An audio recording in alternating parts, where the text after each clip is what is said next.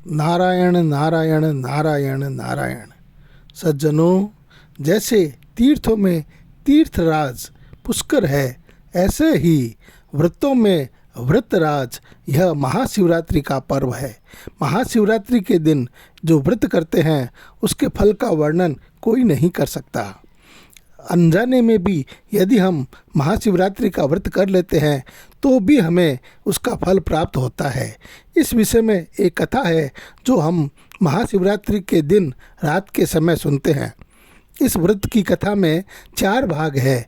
वैसे तो पूजन करते हैं तो पहला पूजन करने के बाद में कथा का पहला भाग सुनते हैं, दूसरा पूजन करने के बाद में दूसरी कथा का भाग सुनते हैं, तीसरी पूजन के बाद में कथा का तीसरा भाग सुनते हैं और चौथा पूजन करने के बाद में कथा का चौथा भाग सुनते हैं। लेकिन कलयुग है, आप और हम हो सकता है कि चारों पूजन न कर पाएँ, तो कम से कम पहले पहर में ही इस कथा के चारों भाग को सुनकर इस कथा सुनने का जो पुण्य है वह तो प्राप्त कर ही सकते हैं। तो अब हम कथा प्रारंभ करते हैं।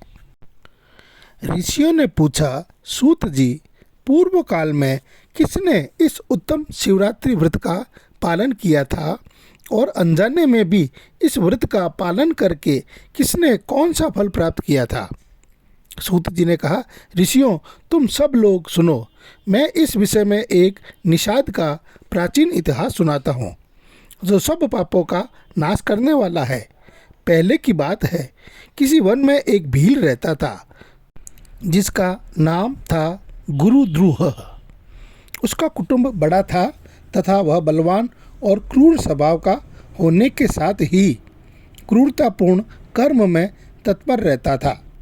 वह प्रतिदिन वन में जाकर मृगों को मारता और वहीं रहकर नाना प्रकार की चोरियां करता था।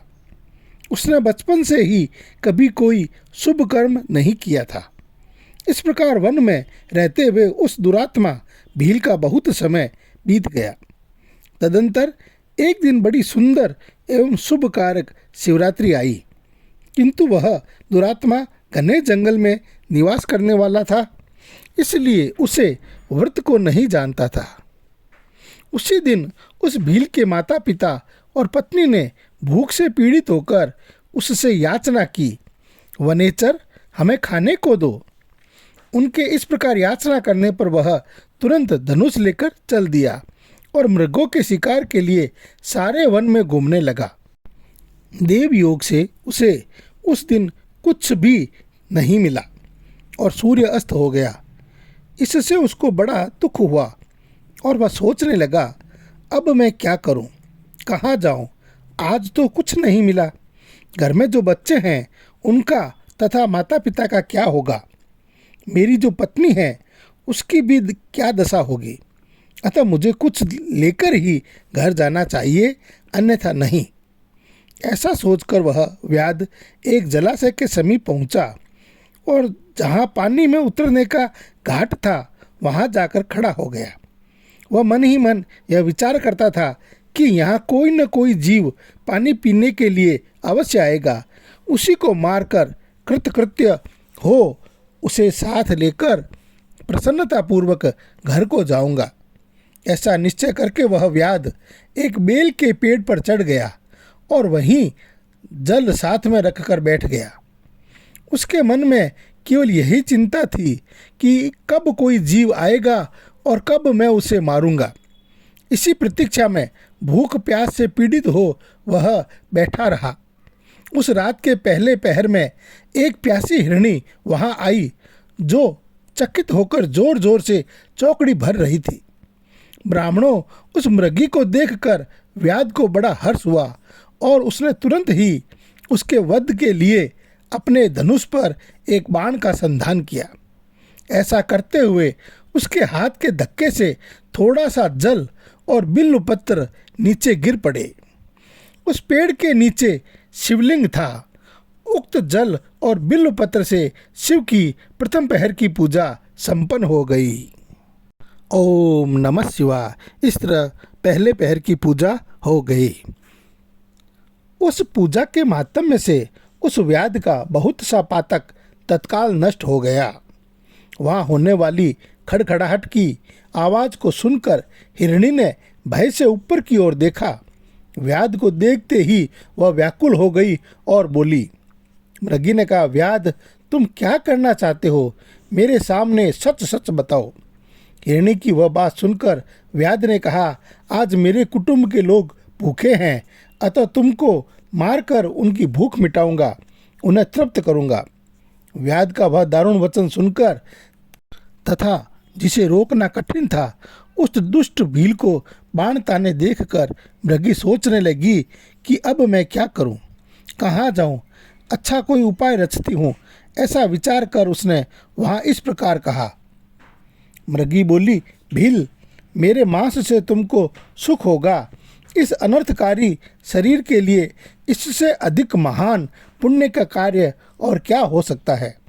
उपकार करने वाले प्राणी को इस लोक में जो पुण्य प्राप्त होता है उसका 100 वर्षों में भी वर्णन नहीं किया जा सकता।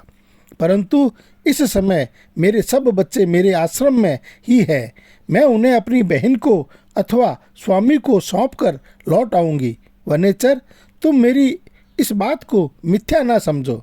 मैं फिर तुम्हारे पास लौट आऊंगी, इसमें संशय नहीं है। सत्य से ही धरती टिकी हुई है, सत्य से ही समुद्र अपनी मर्यादा में स्थित है और सत्य से ही निर्जरों में जल की धाराएं गिरती है। सत्य में ही सब कुछ स्थित है।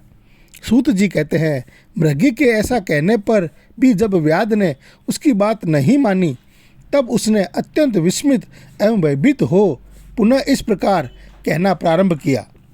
मृगी बोली, व्याध, सुनो, मैं तुम्हारे सामने ऐसी शपथ खाती हूँ जिससे घर जाने पर मैं अवश्य तुम्हारे पास लौट आऊँगी। ब्राह्मण यदि वेद बेचे और 3 काल संध्या न करे तो उसे जो पाप लगता है, पति की आज्ञा का उल्लंघन करके स्वेच्छानुसार कार्य करने वाली स्त्रियों को जिस पाप की प्राप्ति होती है, किए हुए उपकार को न मानने वाले, भगवान शंकर से विमुख रहने वाले, दूसरों से द्रोह करने वाले, धर्म को लांघने वाले तथा विश्वासघात और छल करने वाले लोगों को जो पाप लगता है, उसी पाप से मैं लिप्त हो जाऊं यदि लौटकर यहाँ न आऊं। इस तरह अनेक शपथ खाकर जब मृगी चुपचाप खड़ी हो गई, तब उस व्याध ने उस पर विश्वास करके कहा, अच्छा, अब तुम अपने घर को जाओ। वह मृगी बड़े हर्ष के साथ पानी पीकर अपने आश्रम मंडल में गई। इतने में ही रात का वह पहला पहर व्याध के जागते जागते ही बीत गया। सज्जनों, इस तरह शिवरात्रि के पहले पहर के पूजन से पातकों का अर्थात पापों का नाश हो जाता है। अब दूसरे पहर की पूजा करने के बाद में दूसरे पहर की कथा सुनते हैं। तब उस हिरनी की बहन दूसरी मृगी, जिसका पहली ने स्मरण किया था, उसकी राह देखती हुई जल पीने के लिए वहां आ गई। उसे देखकर भील ने स्वयं बाण को तरकस से खींचा। ऐसा करते समय पुनः पहले की भांति भगवान शिव के ऊपर जल और बिल्व पत्थर गिर गए, जिसके द्वारा महात्मा शंभू की दूसरे पहर की पूजा संपन्न हो गई। यद्यपि यह प्रसंगवश ही हुई थी, तो भी व्याध के लिए सुखदायिनी हो गई। पहली पूजा के समय पाप नष्ट हुए थे और दूसरी पूजा होने के बाद में वह सुखदायिनी हो गई। मृगी ने उसे बाण खींचते समय देखकर पूछा, वनेचर, यह क्या करते हो? व्याध ने पूर्ववत उत्तर दिया, मैं अपने भूखे कुटुंब को तृप्त करने के लिए तुझे मारूंगा। यह सुनकर वह मृगी बोली। मृगी ने कहा, व्याध, मेरी बात सुनो, मैं धन्य हूँ, मेरा देह धारण सफल हो गया, क्योंकि इस अनित्य शरीर के द्वारा उपकार होगा, परंतु मेरे छोटे छोटे बच्चे घर में हैं, अतः मैं एक बार जाकर उन्हें अपने स्वामी को सौंप दूं, फिर तुम्हारे पास लौट आऊँगी। व्याध बोला, तुम्हारी बात पर मुझे विश्वास नहीं है, मैं तुझे मारूंगा, इसमें संशय नहीं है। यह सुनकर वह हिरणी भगवान विष्णु की शपथ खाती हुई बोली, व्याध, मैं जो कुछ कहती हूँ उसे सुनो। यदि मैं लौट कर न आऊँ तो अपना सारा पुण्य हार जाऊं, क्योंकि जो वचन देकर उससे पलट जाता है वह अपने पुण्य को हार जाता है।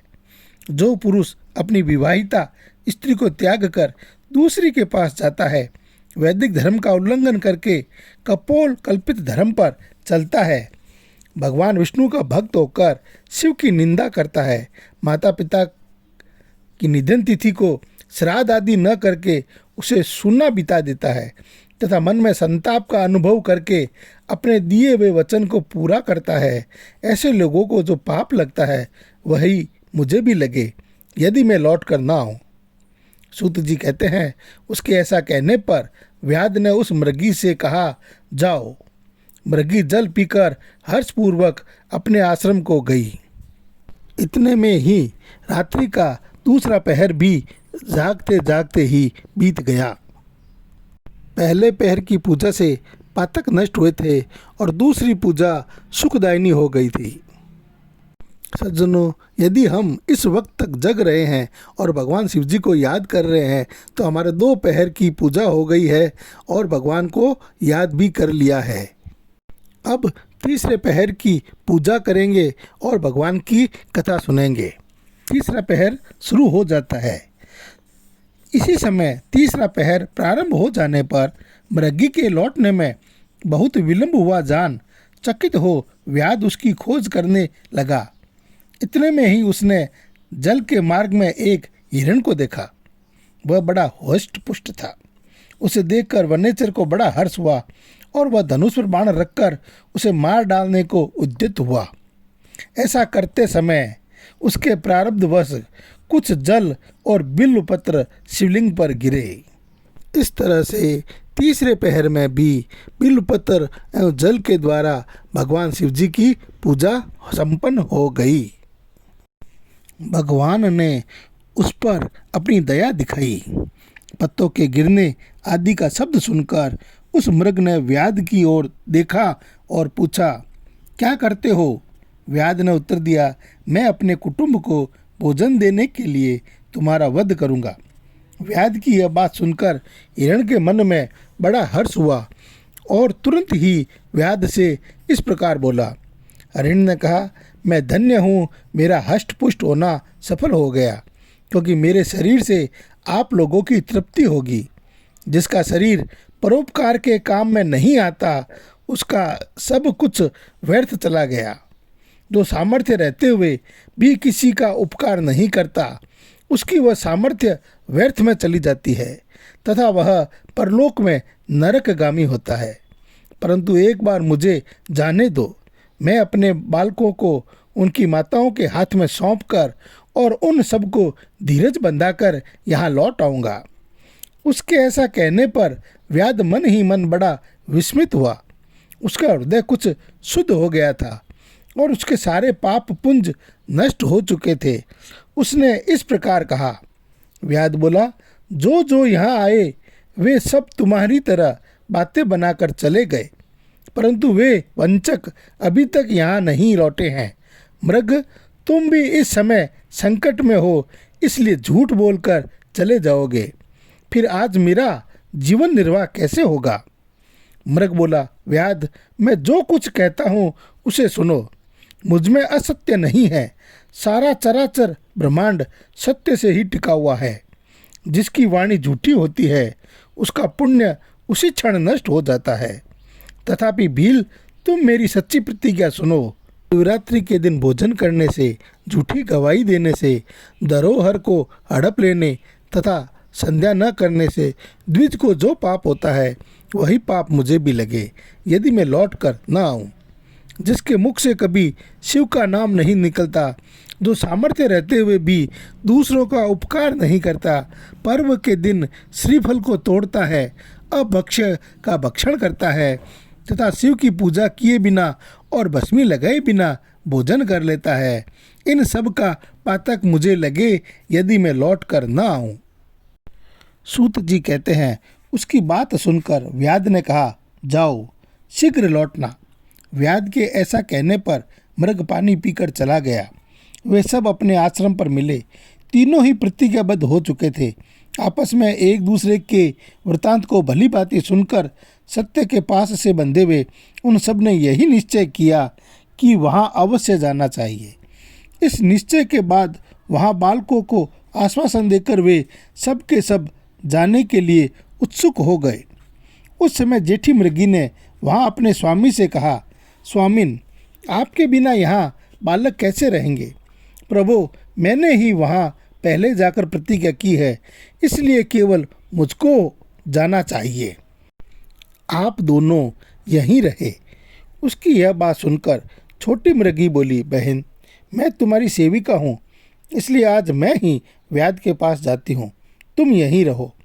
यह सुनकर मृग बोला, मैं ही वहाँ जाता हूँ, तुम दोनों यहाँ रहो, क्योंकि शिशुओं की रक्षा माता से ही होती है।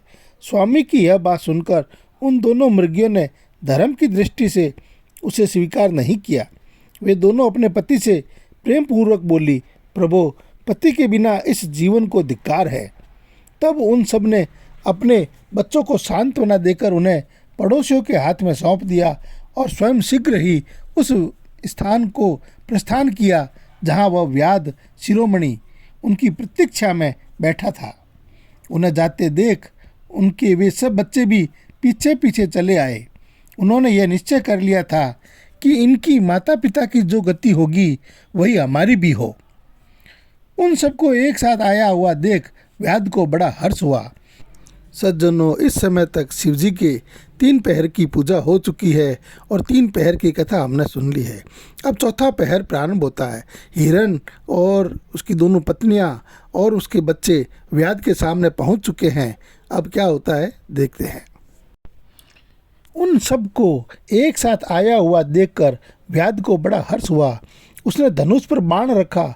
उस समय पुनः जल और बिल्व पत्र शिव के ऊपर गिरे। उससे शिव की चौथे पहर की पूजा भी संपन्न हो गई। बोलो हर हर हर महादेव, शंभो, कालहर, कष्टहर, दुखहर, दारिद्र्यहर, सुख संपत्ति कर, आनंद ही आनंद कर। चारों पहर की पूजा संपन्न हो जाने और शिवरात्रि को रात्रि व्रत के जागरण के कारण उस व्याध का सारा पाप तत्काल भस्म हो गया। इतने में ही दोनों मृगियां और मृग बोल उठे, व्याध शिरोमणि, शीघ्र कृपा करके हमारे शरीर को सार्थक करो। उनकी यह बात सुनकर व्याध को बड़ा विस्मय हुआ। शिव पूजा के प्रभाव से उसको दुर्लभ ज्ञान प्राप्त हो गया था। उसने सोचा, ये मृग ज्ञानहीन पशु होने पर भी धन्य है, सर्वथा आदरणीय हैं, क्योंकि अपने शरीर से ही परोपकार में लगे हुए हैं। मैंने इस समय मनुष्य जन्म पाकर भी किस पुरुषार्थ का साधन किया? दूसरे के शरीर को पीड़ा देकर अपने शरीर को पोसा है। प्रतिदिन अनेक प्रकार के पाप करके अपने कुटुंब का पालन किया है। हाय, ऐसे पाप करके मेरी क्या गति होगी, अथवा मैं किस गति को प्राप्त होऊंगा? मैंने जन्म से लेकर अब तक जो पातक किया है उसका इस समय मुझे स्मरण हो रहा है। मेरे जीवन को धिक्कार है, धिक्कार है।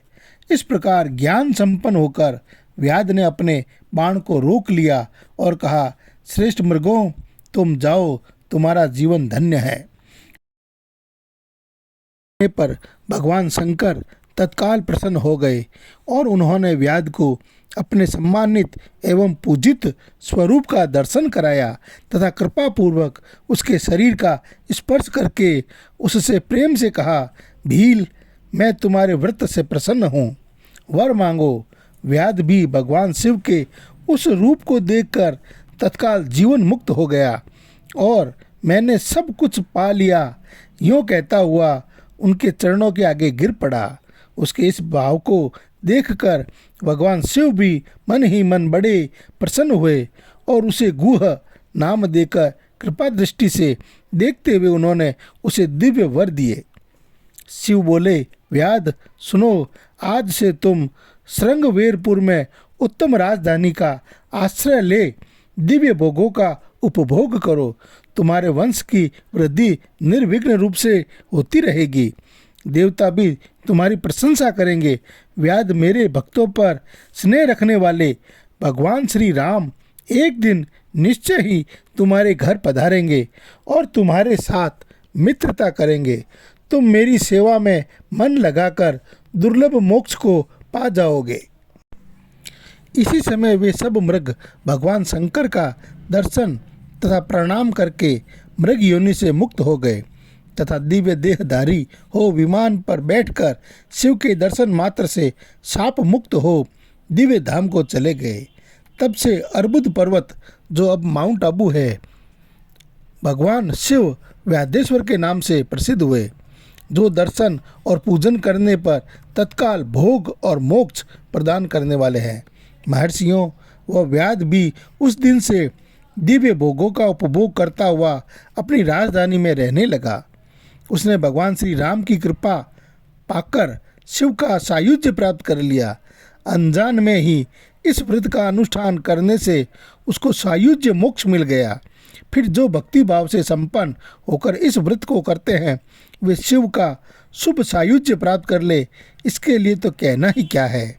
संपूर्ण शास्त्रों तथा अनेक प्रकार के धर्मों के विषय में भली भांति विचार करके इस शिवरात्रि व्रत को सबसे उत्तम बताया गया है। इस लोक में जो नाना प्रकार के व्रत, विविध तीर्थ, भांति भांति के विचित्र दान, अनेक प्रकार के यज्ञ, तरह तरह के तप तथा बहुत से जप हैं, वे सब इस शिवरात्रि व्रत की समानता नहीं कर सकते। इसलिए अपना हित चाहने वाले मनुष्यों को इस शुभतर व्रत का अवश्य पालन करना चाहिए। यह शिवरात्रि व्रत दिव्य है, इससे सदा भोग और मोक्ष की प्राप्ति होती है। महर्षियों, यह शुभ शिवरात्रि व्रत व्रतराज के नाम से भी प्रसिद्ध है। इस तरह से हमने आज महाशिवरात्रि के व्रत की कथा सुनी और चारों पहर भगवान शिव का पूजन किया है और रात्रि भर जागरण किया है।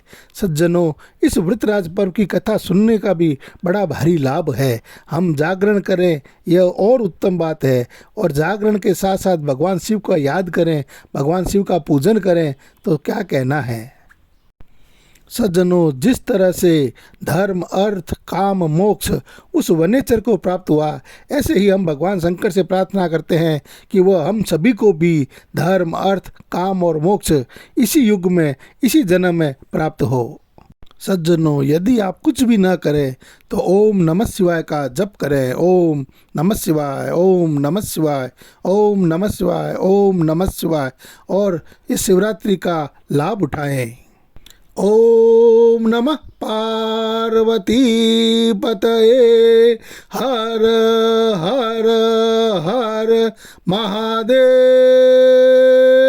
शंभो कालहर, कष्टहर, दुखहर, दारिद्रहर, सुख संपत्ति में सीर कर, आनंद ही आनंद कर, आनंद ही आनंद कर, आनंद ही आनंद कर। ओम नमः शिवाय, ओम नमः शिवाय, ओम नमः शिवाय, ओम नमः शिवाय, ओम नमः शिवाय, ओम नमः शिवाय, ओम नमः शिवाय, ओम नमः शिवाय, ओम नमः शिवाय, ओम नमः शिवाय। ओम सांब सदा शिवार्पणमस्तु। सज्जनों, जब हम अपने कर्म को भगवान को अर्पित कर देते हैं तो वे कई गुना फल देते हैं। इसलिए हमने आज ये जो शिव पूजन किया है, जो कथा सुनी है, वह सब का सब भगवान शिव जी को अर्पित कर देते हैं ताकि उससे हमें कई गुना लाभ प्राप्त हो।